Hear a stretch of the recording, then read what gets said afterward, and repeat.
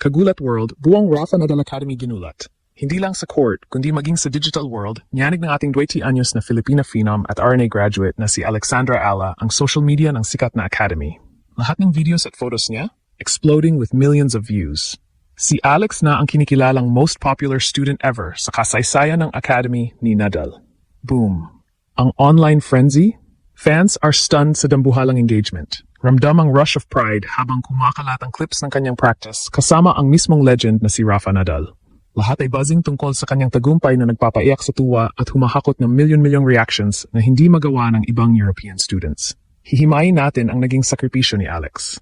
Mula edad na 12, hinarap niya ang homesickness at intense training bilang nag-iisang Pinay sa isang Euro-heavy setup. Yung struggle? Underdog versus global doubts. Pero mula sa US Open 2022 junior win hanggang sa mga pro breakthroughs, nilamon ng kasikatan ni Alex ang content ng Academy. Habang ang ibang posts ay nakakuha lang ng daan-daang likes, ang mga videos ni Alex, gaya ng practice vid nila ni Nadal na may 132k views agad, ay nag-aapoy sa global stage. Fans feel the shift, ang dating kaba ng isang probinsyana sa Espanya, naging hype na nagbibigay inspirasyon sa buong mundo. Si Nadal mismo, itinuturing siyang pamilya at personal na nagpapadala ng mensahe sa bawat panalo. Nayanig ang Spain dahil sa Pinoy power na bumabaha sa kanilang social media. Ang RNA insiders, hindi makapaniwala sa free PR jackpot na dala ni Alex. Ini-inspire niya ang mga young trainees sa buong mundo na ang pangarap ay nagsisimula sa grit. Online, ang surge ay electric, waves of admiration para sa kanyang journey at excitement na si Alex ang adopted daughter at pride ni Nadal. Everyone sees her as the marketable icon na nagpapabago sa mukha ng Philippine tennis.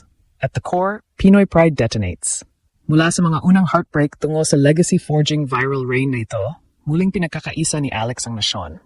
Ginagawa niyang Grand Slam hope ang bawat taon ng pag-iisa sa ibang bansa. Ang collective high, cheers surging, unity and awe, at ang paniniwalang mas malalaking bagyo pa ang paparating sa career ni Alex. Ano pa ang susunod na global takeover? Laban? Alex? Buong mundo ang hooked? Buong Espanya ginulat. Hindi lang ang mga tropeo, kundi maging ang digital world ay nilalamon na ng ating Pinoy pride na si Alex Ala. Alam niyo ba na sa loob ng sikat na Rafa Nadal Academy, ang pangalang Alex Ala ang humahakot ng milyon-milyong views na hindi kayang tapatan ng kahit sinong European star. Sa videong ito, hihimayin natin ang viral explosion na yumanig sa social media ni Nadal. Paano nga ba naging digital queen ang isang 20 anyos na Filipina sa loob ng pinaka-prestihiyosong tennis academy sa mundo? Boom! Tutok lang dahil ilalantad namin ang mga behind-the-scenes na kaganapan mula sa mga secret practice sessions nila ni Rafa Nadal hanggang sa mga madamdaming mensahe ng tennis legend para sa ating pambato. Bakit nga ba sinasabi ng mga Academy insiders na si Alex ang most successful alumna? Na nagbigay sa kanila ng dambuhalang publicity na hindi nabibili ng pera. Hihimayin din natin ang emosyonal na journey ni Alex mula sa pagiging batang nangungulila sa pamilya sa edad na 12 hanggang sa maging beacon of hope na nagpapaiyak sa buong Pilipinas sa bawat viral post niya. Huwag kayong aalis dahil sa dulo ng videong ito, ibibigay namin ang aming viral forecast. Ano ang susunod na dambuhalang kabanata para kay Alex matapos niya maging adopted daughter ng mga Espanyol? Ito na nga ba ang hudyat na ang susunod na Grand Slam champion ay magmumula sa ating bansa? Selyado na ang suporta ng milyon-milyong Pinoy na handang mag-comment at mag-share ng bawat palo ni Alex na nagpapatunay na ang ating Pinoy power ay walang katulad sa buong mundo. Mula sa pagiging underdog tungo sa global icon status, naging simbolo si Alex ng determinasyon at pusong palaban. Habang ang buong mundo ay nakatitig sa bawat viral clip niya, kasama si Nadal, handa ka na bang saksihan ang pag-akyat ng ating reyna sa rurok ng tagumpay?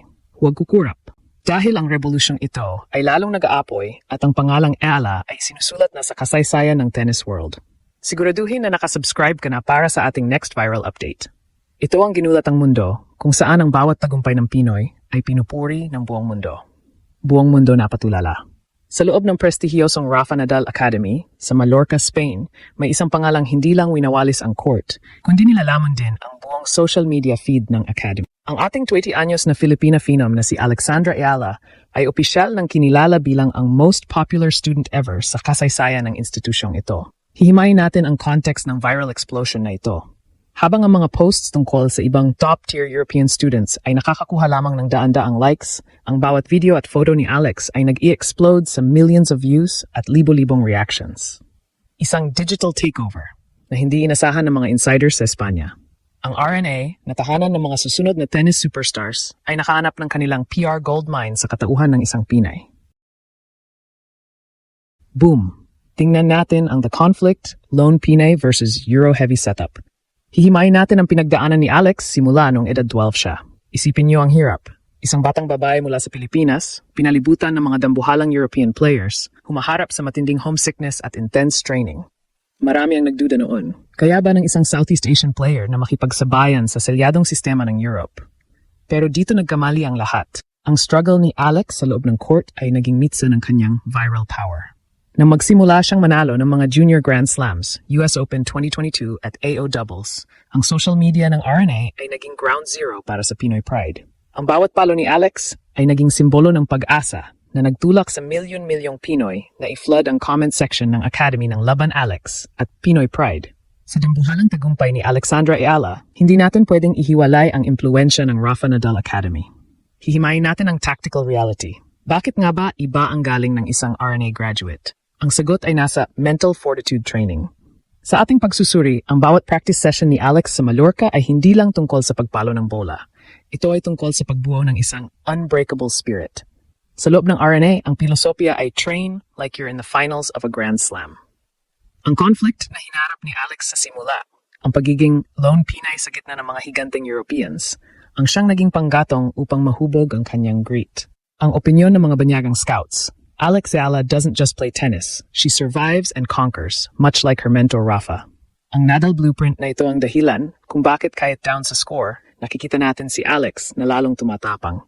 Dito na tayo sa the lefty tactical advantage. Hihimayin natin ang sining ng pagiging kaliwete. Alam nating si Rafa Nadal ang king of lefties at ang mentorship na ito ay direktang naisalin kay Alex. Sa ating tactical view,